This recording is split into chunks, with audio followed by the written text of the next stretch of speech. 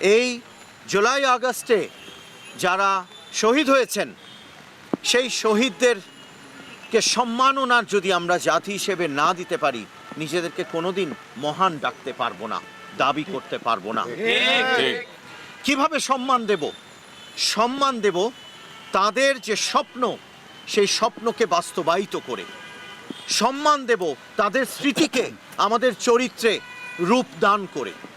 শুধু বক্তব্যে এখন যে বলছি ক্যামেরার সামনে, শুধু সেভাবে সম্মান দিয়ে আমাদের শহীদ এবং সেই শহীদের পরিবারদের যে ত্যাগ আছে, আহতদের যে পরিবারের ত্যাগ আছে, আহতদের ত্যাগ আছে, জুলাই যোদ্ধাদের ত্যাগ আছে, কষ্ট আছে, সেটা কিন্তু আমরা মেটাতে পারবো না।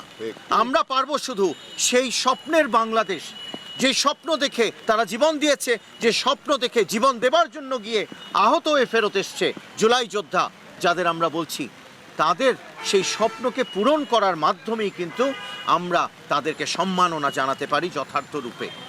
সেজন্য আজকে আমাদের এখানে যে শ্রদ্ধাঞ্জলি আমরা এখানে দিলাম, সেই শ্রদ্ধাঞ্জলিও যথেষ্ট নয়।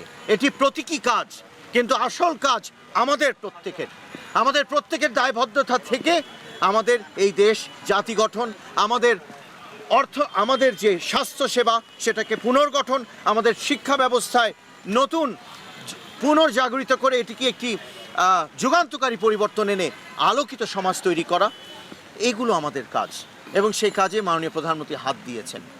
সুস্বাস্থ্য, সুশিক্ষা, আইন শৃঙ্খলা পরিস্থিতি এবং নারী শিশু তাদের সুরক্ষা নিশ্চিত করা, এই প্রাথমিকভাবে যদি আমরা এই কাজগুলো করতে পারি, মানুষের যে বেসিক কিছু নিডস আছে সেগুলো যদি আমরা দিতে পারি তাদেরকে, আমাদের জনগণকে, তাহলে শহীদের সেই আত্মা কিন্তু কষ্ট পাবে না। এবং পরিবারগুলো বলবে না, আমাদের ছেলেমেয়েরা যে চলে গেছে, আমাদের সন্তানেরা, সেটার কারণে হয়তো আমরা যে নতুন দেশ পেয়েছি সেখানে জনাব তারেক রহমানের নেতৃত্বে পরিবর্তন এসে গেছে। এবং সেই পরিবর্তন আপনারা দেখতে পাচ্ছেন।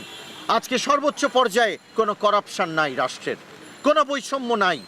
ইনসাফ প্রতিষ্ঠার জন্য নিজেই সেই ধরনের একটা জীবন বেছে নিয়েছেন আমাদের প্রধানমন্ত্রী অবিসংবাদিত নেতা জনাব তারেক রহমান। প্রতিটি চলনে, বলনে, বচনে, বাচনে তাকে অনুসরণ করবার মতো তিনি কাজ করছেন।